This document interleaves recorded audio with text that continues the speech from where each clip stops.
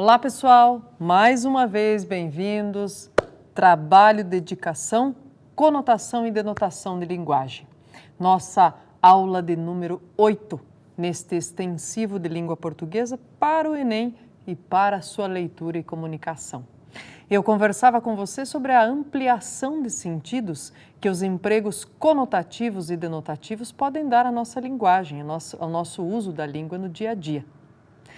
Conversava com você também sobre a possibilidade e a necessidade de compartilhar receptor e produtor de um determinado enunciado, de ambos compartilharem dos conhecimentos sobre denotação ou conotação de determinada palavra para se entenderem, né? E também conversava sobre as possibilidades que nós temos de uso no nosso dia a dia. E para você arrasar no Enem e saber perceber e usar isso na linguagem do seu dia a dia, nós vamos conversar um pouquinho mais agora sobre essa linguagem tão importante, essa observância de conotação e denotação no seu processo de ironia. Que tal, hein? O que é isso, gente? Olha lá. É o efeito resultante do uso de uma palavra ou expressão que em seu contexto específico ganha sentido oposto ou diverso daquele em que costuma ser usada. Então, claro, são as brincadeiras, gente, principalmente presentes nas charges, né? São aquelas brincadeiras que você diz, por exemplo, olha lá, atenção, eu encontro hoje um colega de trabalho que está totalmente com cara de assustado, de quem acordou e saiu assim, ó, com o cabelo desse tamanho. E eu olho para ele e digo assim, tá bonito hoje, hein? Óbvio que eu estou sendo irônica. Muito bem. Então, vejam, eu empreguei um tá bonito hoje justamente querendo dizer o contrário, querendo dizer, meu amigo, o que aconteceu hoje, hein? Que feiura é essa? O que houve, né? O pente fugiu de casa? Coisas assim. Então, a ironia, pessoal, é um efeito de sentido muito importante que se consegue na linguagem por intermédio do uso da conotação das palavras. Muito bem? Então, vamos lá alguns exemplos. Observe lá comigo. A ironia como efeito crítico, como função crítica. E eu dizia a vocês, ela é muito produtiva, muito aparente nas charges. E aí nós temos uma charge do Sinfrônio, publicada no Charge Online, e temos aí, olha, ele coloca no Rio de Janeiro, reticências, né? Vem o desenho típico que identifica o Rio de Janeiro, Corcovado, Pão de Açúcar. E aí você tem o quê? O senhor poderia me ajudar? Estou meio perdida. É a ironia justamente de dizer o que? A palavrinha aqui? Bala perdida, não é isso? E ele está usando a ironia como função crítica. O que é irônico aqui na charge? Ora, é irônico, né, gente, que a bala perdida seja tão educada a ponto de dizer, o senhor poderia me ajudar? Estou meio perdida. Não, geralmente as balas perdidas vitimam as pessoas, né? E mais ainda, é função crítica aqui da ironia, por quê? Porque as charges, gente, foram criadas para fazer críticas, para tecer comentários espinhosos, agressivos, até às vezes de intolerância em relação a certos comportamentos ou a certas situações. E nesse caso aqui, claro que ele está sintetizando aí uma crítica ao quê? A falta de segurança, né? Ao excesso, a quantidade de bala perdida que pode atingir pessoas inocentes que não tem nada com a brincadeira do tiroteio, né? Então, tá aí, função crítica da ironia. Outra função que a ironia pode ter, uso literário da ironia. Olha onde nós vamos encontrar isso. Na passagenzinha aí do óbito do autor, das Memórias Póstumas de Brás Cubas, do Machado de Assis. Olha, por que isso é irônico, pessoal? Leia um trechinho comigo para ver. Por que é irônico isso? Diz assim, algum tempo hesitei se devia abrir estas memórias pelo princípio ou pelo fim. Isto é, se poria em primeiro lugar o meu nascimento ou a minha morte. Suposto o uso vulgar, seria começar pelo nascimento. Duas considerações me levaram a adotar diferente método. A primeira é que eu não sou propriamente um autor defunto, mas um defunto autor, para quem a campa foi outro berço. A segunda é que o escrito ficaria assim mais galante e mais novo. Moisés, que também contou a sua morte, não a pôs no introito, ou seja, no começo, mas no cabo, no fim. Diferença radical entre este livro e o do Pentateuco. Bom, pessoal, primeira coisa, por que é irônico aí? O que é irônico? Dizer que um morto vai contar a sua vida. Dizer, como assim, autor, defunto, defunto, autor? Não sei se eu começo pelo nascimento ou pela morte. Vai contar a vida depois de morto? Como assim você está contando e está morto, né? Claro que é uma ironia. Então, é o uso irônico onde? No texto literário, né? Então, a ironia também só é possível, gente, devido a essas ideias de conotação e denotação de linguagem que nós podemos empregar, né? A ideia de um defunto autor ou de um autor defunto. Olha só que interessante. Muito bem. Então, vamos mais um pouquinho lá. Outra. Eu quero chamar a atenção de vocês para a ideia do sentido conotativo e denotativo, gente, na formação do humor, né? Lá no começo da aula 7, conversei com vocês aqui sobre humor, né? Conotação e denotação. Disse que o humor dessa tira aqui, desse quadrinho, só é possível graças à dupla interpretação aí do uso da palavra bebê. Uma para beber, a outra para ser um bebê, né? Muito bem.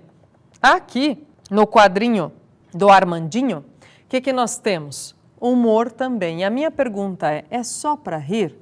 Sabe por que eu pergunto isso, gente? Olha só.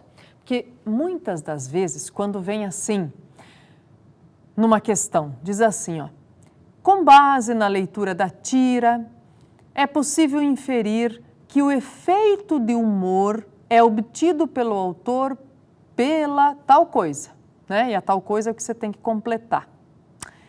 Não é raro que os alunos, que os candidatos digam assim, mas eu não achei graça. Então, como é que eu vou dizer que tem humor? Então, pela última vez, deixe-me explicar a você. Humor é daqueles verbetes que você vai achar no dicionário, vai lá e procure, que não é só para rir, não é só para dar gargalhada. Humor, por isso que ele tem adjetivos que o acompanham, inclusive, né? Humor pode ser ácido, né? Humor pode ser de bom ou de mau gosto, inclusive. O humor pode ter qualificadores. O humor pode ser para satirizar, para ser sarcástico, para chamar atenção, para humilhar, inclusive. Então, pela última vez, humor não é só para dar gargalhada, ok? Então, essa história de, não achei graça, não vale, porque o humor não é só para achar graça, tá bom? Então, vamos lá para o meu slide aqui para conversar um pouquinho mais. Já que sabemos, estamos de acordo que não é só para rir, então vamos lá. E a liberdade de expressão, pai? E aí você vê, na parede da sala não, filho. Na parede da sala não dá para ter liberdade de expressão e fazer um desenho de um gatinho aí, né? Diz, olha, tem que ter o quê? Contexto, e tá aí o humor, né? O humor está justamente, pessoal, no quê? No que o Armandinho, que é essa criança intrépida de 6 anos de idade, coloca sob o rótulo de liberdade de expressão. Aí o pai diz, na parede da sala, não, filho. Ou seja, tem que ter contexto para a liberdade de expressão. Não é assim, todo lugar é lugar. Isso dá boas discussões, né? Boas. Outra, olha só aqui, o que é que gera o efeito de humor? O intertexto, né? Vamos lá, relação de intertextualidade, boa palavrinha, boa percepção para nós. É importante saber reconhecer. Intertextualidade com o quê? A passagem bíblica que mostra a abertura do mar para caminhar e conduzir o povo entre as águas. E o intertexto aqui é justamente a brincadeira e a chamada de atenção para dizer, precisa abrir para o pedestre poder passar entre os carros, mesmo na faixa de segurança. E claro, aqui está chamando atenção para quê? Né? Para falta de cooperação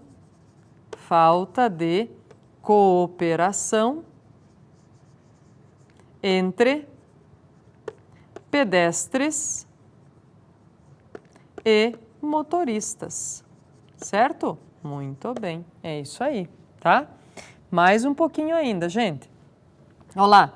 Pronto. Agora você já pode dirigir como o papai e a mamãe, né? Ele ganhou um carrinho de brinquedo, um carrinho para criança, uma motoca. E aí, olha lá, ele vai dirigir igual o papai e a mamãe fazem. O que ele diz? Saiam da frente, estão atrapalhando a rua, não estão vendo? Utia, que chamada de atenção, hein? Pode ser para rir, mas também aqui pode ser para chorar, pensando que a criança imita os adultos e que, infelizmente, esses adultos aqui não são bons exemplos. É uma chamada de atenção também para dizer o quê? Como é que anda o nosso comportamento no trânsito, hein? Que coisa bem séria. Piadas. Piadas também, elas só são possíveis por conta do sentido denotativo, a denotação, e a conotação de linguagem, né? Elas só são possíveis justamente por causa disso. Aí diz lá, ó, enterrado em dívidas, aquele advogado resolve se suicidar. Vai no meio da rua, joga 1 litro de gasolina sobre o corpo e quando vai atear fogo, uma mulher o segura pelo braço. Não faça isso não, seu moço, diz ela, comovida com a dramática situação. Se o problema é dinheiro, a gente vai dar um jeito. Ela pega uma sacolinha e começa a abordar os carros pedindo auxílio. 20 minutos depois, ela volta com a sacolinha quase cheia. Daí ele diz, quanto você conseguiu? Pergunta o advogado ansioso. E ela, não muita coisa, uns 15 isqueiros e 6 caixas de fósforo. Bom, gente, atenção aqui comigo, ó.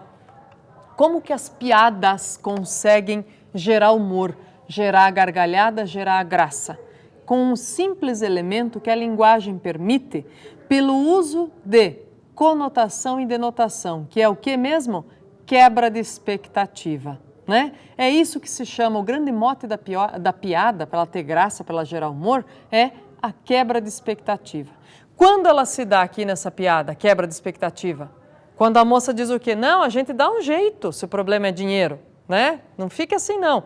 Qual é a expectativa que o leitor e que o próprio advogado tem? Ela vai conseguir uma grana para mim, saiu com a sacolinha e foi arrecadando. Daí ele disse o quê? Quanto você conseguiu?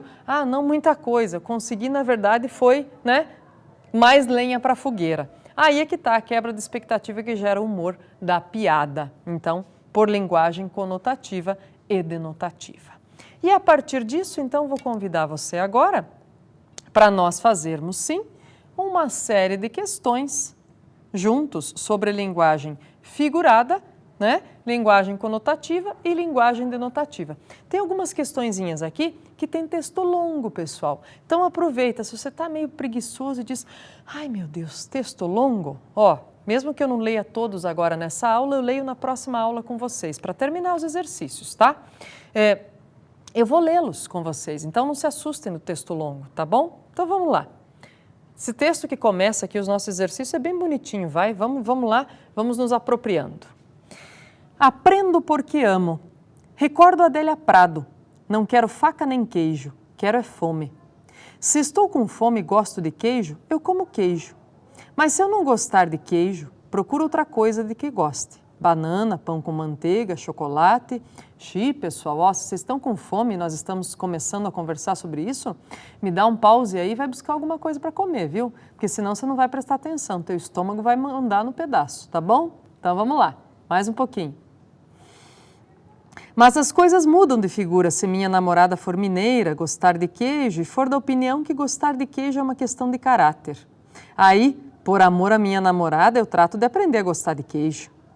Lembro-me do filme Assédio, do Bernardo Bertolucci. A história se passa numa cidade do norte da Itália ou da Suíça. Um pianista vivia sozinho numa casa imensa que havia recebido como herança. Ele não conseguia cuidar da casa sozinho, nem tinha dinheiro para pagar uma faxineira. Aí ele propôs uma troca. Ofereceu moradia para quem se dispusesse a fazer os serviços de limpeza. Apresentou-se uma jovem negra, recém-vinda da África, estudante de medicina. Linda! A jovem fazia medicina ocidental com a cabeça, mas o seu coração estava na música da sua terra. Os atabaques, o ritmo, a dança. Enquanto varria e limpava, sofria ouvindo o pianista tocando uma música horrível. Bach, Brahms, Debussy.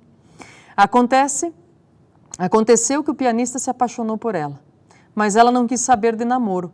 achou que se tratava de assédio sexual e despachou o pianista falando sobre o horror da música que ele tocava. O pobre pianista, humilhado, recolheu-se à sua desilusão, mas uma grande transformação aconteceu. Ele começou a frequentar os lugares onde se tocava a música africana, até que aquela música diferente entrou no seu corpo e deslizou para os seus dedos. De repente, a jovem de vassoura na mão começou a ouvir uma música diferente, música que mexia com seu corpo e suas memórias. E foi assim que se iniciou uma história de amor atravessado. Ele, por causa do seu amor pela jovem, aprendendo a amar uma música de que nunca gostara. E a jovem, por causa do seu amor pela música africana, aprendendo a amar o pianista que não amara. Sabedoria da psicanálise. Frequentemente, a gente aprende a gostar de queijo por meio do amor pela namorada que gosta de queijo. Isso me remete a uma inesquecível experiência infantil. Eu estava no primeiro ano do grupo. A professora era a dona Clotilde. Ela fazia o seguinte: sentava-se numa cadeira bem no meio da sala, num lugar onde todos a viam. Acho que fazia de propósito, por maldade. Desabotoava a blusa até o estômago. Lindo, liso, branco, aquele mamilo atrevido. E nós, meninos, de boca aberta. Mas isso durava não mais que 5 segundos, porque ela logo pegava o nenezinho e o punha para mamar. E lá ficávamos nós, sentindo coisas estranhas que não entendíamos. O corpo sabe coisas que a cabeça não sabe. Terminada a aula, os meninos faziam fila junto à dona Clotilde pedindo para carregar sua pasta. Quem recebia a pasta era um felizardo, invejado. Como diz o velho ditado, quem não tem seio carrega a pasta. Mas tem mais. O pai da dona Clotilde era dono de um botequim onde se vendia um doce chamado mata-fome, de quem nunca gostei. Mas eu comprava um mata-fome e ia para casa comendo o mata-fome bem devagarzinho, poeticamente. Trata-se de uma metonímia. O mata-fome era o seio da dona Clotilde. Ridendo dicere severum. Rindo, dizer as coisas sérias. Pois rindo estou dizendo que frequentemente se aprende uma coisa de que não se gosta por se gostar da pessoa que a ensina. E isso porque eles são da psicanálise e da poesia.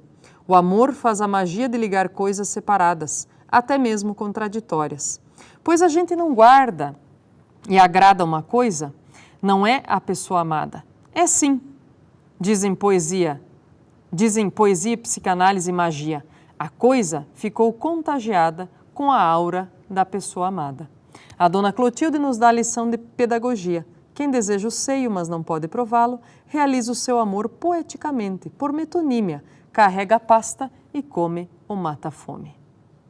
Verifica-se como recurso fundamental à tese, advogada pelo autor, o uso da conotação de linguagem. Claro, né, gente? Inclusive expressa aí, ao final do texto, pelo exemplo da metonímia, tá? Então perceba aí, olha, é um texto que vai tratar de uma experiência de infância, pré-adolescência, de um texto de formação do autor, né? E que vai mostrar aí a ideia da metonímia, de trocar uma coisa por outra, trocar aquilo que não se pode ter por aquilo que se pode ter, contaminado, entre aspas aí, né, com as características daquilo de que se gosta, daquilo que se queria. Muito bem, então veja lá mais um pouquinho comigo. Verifica-se como recurso fundamental à tese, advogada pelo autor, o uso da conotação favorecida pelo emprego de elementos simbólicos. Constitui exemplo dessa afirmativa dos elementos simbólicos o seguinte período. Aí ele propôs uma troca, ofereceu moradia para quem quisesse, para quem se dispusesse a fazer os serviços de limpeza. A jovem fazia medicina ocidental com a cabeça, mas o seu coração estava na música da sua terra. E foi assim que se iniciou uma história de amor atravessado, ele por causa do seu amor pela jovem, aprendendo a amar uma música de que nunca gostara, e a jovem por causa do seu amor pela música africana, aprendendo a amar o pianista que não amara.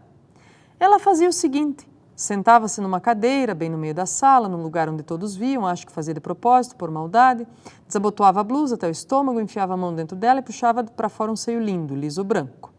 Carrega a pasta e come mata-fome. Veja só, qual é o elemento aqui que apresenta aí exatamente a figurativização, que é a metonímia. Onde nós vemos uma metonímia? a substituição daquilo que ele podia ter, daquilo que ele não podia ter, provar, por aquilo que ele podia ter e provar. Onde nós vemos isso? Exatamente, bingo, acertou quem disse letra E. Por quê? Porque ele diz no texto o quê? Que o mata-fome era uma metonímia, era uma substituição para a ideia do seio branco e liso que ele não podia ter. Certo? Muito bem. É texto poético, né, gente? Outro texto aqui, vamos lá. Um pé de milho. Olha lá. Um pé de milho. Aconteceu que no meu quintal, em um monte de terra trazido pelo jardineiro, nasceu alguma coisa que podia ser um pé de capim, mas descobri que era um pé de milho. Transplantei-o para o exíguo. O que é exíguo? Diminuto, reduzido, pequeno, canteiro na frente da casa. Secaram as pequenas folhas, pensei que fosse morrer, mas ele reagiu. Quando estava do tamanho de um palmo, veio um amigo e declarou desdenhosamente que na verdade aquilo era capim. O que é desdenhosamente? É desprezando, né, gente? O amigo desprezou, dizendo que era capim. Quando estava com 2 palmos, veio outro amigo e afirmou que era cana. Sou um ignorante, um pobre homem da cidade, mas eu tinha razão. Ele cresceu, está com 2 metros, lança suas folhas além do muro e é um esplêndido pé de milho. Já viu, leitor, um pé de milho? Eu nunca tinha visto. Tinha visto centenas de milharais, mas é diferente. Um pé de milho sozinho, em um canteiro espremido, junto do portão, numa esquina de rua, não é um número numa lavoura, é um ser vivo e independente. Suas raízes roxas se agarram ao chão e suas folhas longas e verdes nunca estão imóveis. Anteontem aconteceu o que era inevitável, mas que nos encantou como se fosse inesperado. Meu pé de milho pendoou. Há muitas flores belas no mundo, e a flor do meu pé de milho não será mais linda. Mas aquele pendão firme, vertical, beijado pelo vento do mar, veio enriquecer nosso canteirinho vulgar, com uma força e uma alegria que fazem bem. E alguma coisa de vivo que se afirma com ímpeto e certeza. Meu pé de milho é um belo gesto da terra, e eu não sou mais um medíocre homem que vive atrás de uma chata máquina de escrever. Sou um rico lavrador da Rua Júlio de Castilhos. 200 crônicas escolhidas. Pessoal, vou aproveitar para indicar esse livro para vocês, tá? Ao longo das nossas conversas aqui eu vou indicando leituras, porque elas são muito boas e bem-vindas para a nossa afirmação como leitores e a nossa boa saída para o Enem e vestibulares. Gente, esse livro, 200 Crônicas Escolhidas, é um primor. Por quê? Porque é todo ele composto, olha aqui comigo agora, é todo ele composto por crônicas, esses textos curtos, de qualidade e rapidez jornalística, mas que trazem, sim, percepções descobertas do ser humano, do homem, experiências, e que o Rubem Braga compartilha com ótima linguagem, com boas ironias, bom humor, com boa conotação e denotação para nós. Então vale a pena, olha, anota aí na sua listinha, viu? Até o final do ano, antes do Enem, 200 crônicas escolhidas. Vai te fazer um leitor melhor se você der uma olhada nesse livro. Vamos à questão agora, vamos lá. Aí diz assim, então, com o trechinho do Rubem Braga, ó. Assinale a alternativa em que nas 2 passagens, nos 2 trechinhos divididos pela barra aí, há termos empregados em sentido figurado. Veja só. Beijado pelo vento do mar. Aqui tem, né? Vento não beija, não tem boca, então é sentido figurado. Meu pé de milho é um belo gesto da terra. Puxa, será que eu já achei na letra A? Meu Deus. Porque, né? A terra fazer gesto? Mas eu sou desconfiado, eu prefiro ver todas as outras primeiro, né? É uma boa. Mas ele reagiu. Bom, reagir aqui, ok, né? Na verdade, aquilo era capim. Ser capim aqui não é sentido figurado. O que o amigo afirmou ele tinha certeza. Isso é capim? Tá. Secaram as pequenas folhas. Sou um ignorante. Tem nada de sentido conotativo aqui. Porque se diz, professora, mas ele se afirmou ignorante. Sim, ele se afirmou ignorante no sentido das coisas da roça, né? Das coisas do campo. Ele disse, sou um pobre homem da cidade. Então ele disse, sim, eu sou ignorante, literalmente. Não era no sentido conotativo, né? Eu sou ignorante no sentido mais literal da coisa, dizendo, ó, sou ignorante porque eu desconheço, né? Então, ok. Não é não, vamos lá, mais um pouquinho. Ele cresceu, está com 2 metros, nada de conotativo. Lança suas folhas além do muro, há muitas flores belas no mundo. Então, de verdade, olha que joia, a gente já achou mesmo na letra A, né? O vento beijar e o pé de milho ser um gesto da terra, né? Então tá aí, gente, né? Ok. Letrinha A é a linguagem conotativa, tá bom? Vamos a mais um textinho aqui, bem bom, bem interessante, do significado de moral? Ou eu vou fazer um mais curtinho com vocês agora e faço um mais longo depois? Aham, será? Fazer o das ambiguidades, que tal? Não, vou fazer esse aqui mesmo. Cadê? Só um pouquinho. Da ética, tá? Eu leio e nós continuamos em seguida na próxima aula. Vamos resolver todos aqui, mas eu continuo em seguida com vocês, tá bom? Então vamos lá, vamos ler o texto, tá? Ética e moral, o que significam? Face à crise generalizada de ética e de moral, importa resgatar o sentido originário das palavras. Ética e moral é a mesma coisa? É e não é. O significado de ética. Ética é o conjunto de valores e princípios de inspirações e indicações que valem para todos, pois estão ancorados na nossa própria humanidade. O que significa agir humanamente? O primeiro princípio do agir humano, chamado por isso de regra de ouro, é esse: não faças ao outro o que não queres que te façam a ti. Ou positivamente, faça ao outro o que queres que te façam a ti. Esse princípio áureo pode ser traduzido também pela expressão de Jesus, testemunhada em todas as religiões: ama o próximo como a ti mesmo. É o princípio do amor universal e incondicional. Quem não quer ser amado? Quem não quer amar? Alguém quer ser odiado ou ser tratado com fria indiferença? Ninguém. Outro princípio da humanidade essencial é o cuidado. Toda a vida precisa ser de cuidado. Um recém-nascido, deixado à sua própria sorte, morre poucas horas após. O cuidado é tão essencial que, se bem observarmos, tudo o que fazemos vem acompanhado de cuidado ou falta de cuidado. Se fazemos com cuidado, tudo pode dar certo e durar mais. Tudo que amamos, também cuidamos. A ética do cuidado hoje é fundamental. Se não cuidarmos do planeta Terra, ele poderá sofrer um colapso e destruir as condições que permitem o projeto planetário humano.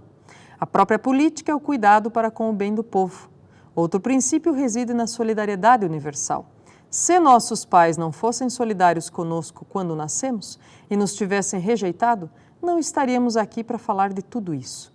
Se na sociedade não respeitamos as normas coletivas em solidariedade para com todos, a vida seria impossível.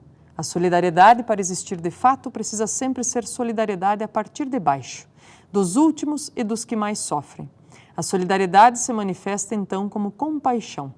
Compaixão quer dizer ter a mesma paixão que o outro, alegrar-se com o outro, sofrer com o outro, para que nunca se sinta só em seu sofrimento. Construir junto algo bom para todos. Pertence também à humanidade essencial a capacidade e a vontade de perdoar. Todos somos falíveis, podemos errar involuntariamente e prejudicar o outro conscientemente. Como gostaríamos de ser perdoados, devemos também nós perdoar. Perdoar significa não deixar que o erro e o ódio tenham a última palavra. Perdoar é conceder uma chance ao outro para que possa fazer as relações boas. Tais princípios e inspirações formam a ética. Sempre que surge o outro diante de mim, aí surge o imperativo ético e de tratá-lo humanamente. Sem tais valores, a vida se torna impossível. Por isso, ethos, de onde vem ética, significava para os gregos a casa. Na casa, cada coisa tem seu lugar e os que nela habitam devem ordenar seus comportamentos para que todos possam se sentir bem. Hoje, a casa não é apenas a casa individual de cada pessoa, é também a cidade, o Estado e o planeta Terra como casa comum. Eis, pois, o que é ética. Vejamos agora o que é moral. E eu termino esse nosso encontro deixando com você a leitura desse belo texto que define o que é ética no sentido literal e o que é ética no sentido mais abrangente e figurado. E convido a você a continuar essa viagem pelo prazer de descobrir denotação e conotação das palavras na nossa próxima aula.